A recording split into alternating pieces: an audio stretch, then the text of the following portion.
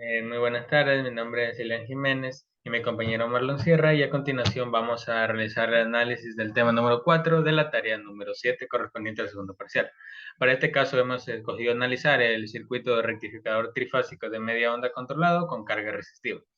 Como podemos notar, para poder realizar la simulación en Simulink de este circuito se utilizaron varios bloques. Entre ellos tenemos el bloque PowerWin, que permitirá realizar de manera correcta la simulación. Tenemos tres fuentes de voltaje alterno. También tenemos los generadores de pulsos, que para cada uno de los tiritores, como podemos notar, tenemos tres generadores de pulso y tres tiritores para cada una de las fases. De igual manera tenemos una carga resistiva de aproximadamente 5 ohmios y tenemos medidores de voltaje y de corriente. Una vez realizadas todas las conexiones, también podemos irnos a la parte del análisis matemático. En este caso tenemos la ecuación del voltaje de salida promedio para este circuito, para un ángulo de disparo alfa de 90 grados. Podemos notar que tenemos esta ecuación, la cual debería cumplirse a través de la vista en el osciloscopio como su señal gráfica, ¿no? Entonces procedemos a analizar lo que vienen siendo los resultados de esta simulación. En la parte inferior podemos ver los bloques que se utilizó para extraer las señales. Tenemos los bloques From, por ejemplo, los bloques MUX y tenemos los osciloscopios, por los cuales veremos las gráficas. En este caso comenzamos analizando los voltajes de entrada y la contribución de las corrientes de línea de cada una de las fases. Podemos notar que en la parte superior tenemos las señales de voltaje de entrada, las cuales cumplen con su desfase de 120 grados para cada una de las fases y llegando hasta un valor aproximado pico de 170 voltios. Además, podemos ver más abajo las señales de pulso. Podemos notar que en este caso se ha configurado como tal los bloques de generadores de pulso para que cada uno se dispare en 90 grados. De ahí le sigue el otro que son 210 grados y el otro que son 330 grados. Es decir, partiendo de 90 grados se desfasan 120 grados. Sí. Podemos evidenciarlo esto aquí en la generación de las señales de pulso. Podemos notar que a los 90 grados la primera fase genera un disparo en su tiristor, luego de 120 grados, es decir, en 210 grados la segunda fase genera un disparo en su tiristor y para los 330 grados la tercera fase genera un pulso en entrada en la puerta de su tiristor. De esta manera podemos ver que dependiendo de cómo se genere el pulso, se habilitará el paso de corriente en cada una de las fases. Y eso se puede ver en la señal inferior, en la cual podemos ver la contribución que aparenta un diente de sierra para cada una de las fases. Podemos ver en amarillo para la fase A, en azul para la fase B y en rojo para la fase C. Esto al final crearía una contribución de cada una de las fases para tener las señales de voltaje y corriente de salida.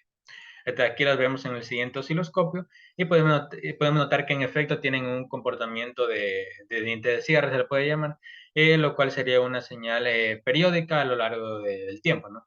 Tenemos que llega aproximadamente su voltaje pico, el voltaje de salida llega aproximadamente a 170 voltios pico y podemos ver que está conformado por cada una de las contribuciones de las tres fases y generando aproximadamente tres señales pico para un periodo. De igual manera, esta señal es parecida, tiene la misma señal periódica básicamente para la corriente.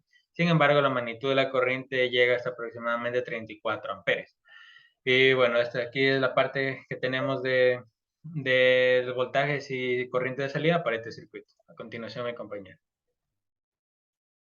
Muy buenas, les habla Marlon Sierra y a continuación les voy a presentar sobre lo que es la distribución de armónicos del circuito que mi compañero va a mostrar. Lo primero que vamos a hacer es configurar los bloques de scope para que nos permitan de una forma fácil obtener la información correspondiente sobre las señales de las corrientes que vamos a analizar. Damos en configuración del scope y en la parte de los datos lo enviamos que se guarde como un formato de estructura en el tiempo. El mismo proceso lo realizamos para el otro bloque y vamos a la parte del bloque GUID, en donde en la parte de herramientas utilizamos el analizador de frecuencias de armónicos. Aquí vemos que ya se nos ha guardado la señal de la corriente total, pero nosotros estamos trabajando con el voltaje de salida y vamos a poner que se nos muestre la corriente de salida. Ahora podemos ver en la onda cómo se muestra la corriente de salida, que fue la misma que mi compañero mostró anteriormente. Y vamos a hacer un análisis de frecuencia en función de alrededor de los 1000 Hz, que nos mire cómo van a comportarse hasta los 1000 Hz. Exportamos los valores y obtenemos la siguiente gráfica. En esta gráfica nosotros nos podemos dar cuenta que la componente DC de la corriente es uno de los valores más elevados, que compone alrededor de 243% de la magnitud de la onda fundamental. La onda fundamental, recordar que es la frecuencia de 60 hercios y la fundamental únicamente corresponde el 5,35% de toda la onda. Dado que la otra frecuencia que tiene un gran dominio sobre lo que es la onda total, nos encontramos con la frecuencia del tercer armónico. El tercer armónico tiene incluso más componente que la componente de C, y esto es algo lógico, ya que estamos trabajando con una onda de una señal de trifásica. Por ende, las tres fases estamos triplicando la frecuencia y la frecuencia final del tercer armónico es la corriente final va a tener una mayor componente en su tercer armónico de 266% de la magnitud de la onda fundamental. Y allí se van replicando, como estamos trabajando con una frecuencia trifásica, en el sexto armónico también la componente es mayor y va bajando poco a poco en el noveno armónico, en el doceavo y en el quinceavo armónico. Es donde mayor impacto de frecuencia, de magnitud vamos a tener. Ahora procedemos a analizar cada una de las corrientes que están pasando por la fuente trifásica. La primera de ellas nos encontramos con la corriente de la fase A, en donde al realizar el respectivo análisis podemos apreciar que para esta corriente de la fase A sí contamos ahora que la fundamental es la onda que mayor presencia tiene, ya que es una fuente de una sola fase. Por ende, la onda fundamental es la que mayor se va a ver pronunciada dentro de este circuito y cuenta con un total de alrededor del 10% de la onda, es únicamente aportación de la fundamental. Y su constante de dispersión de armónicos es del 114%, ya que los segundos y tercer armónico, tanto con la componente de C, tienen una gran presencia del 80, del 54 y del 53% respectivamente. Ahora pasamos a la onda de corriente de la fase 2, en donde al realizar el respectivo análisis nos damos cuenta que tiene características similares al diagrama espectral de la corriente de la fase 1. Como podemos ver, un 80 para el segundo armónico, un 55% para el tercer armónico y un 53% para la corriente de C.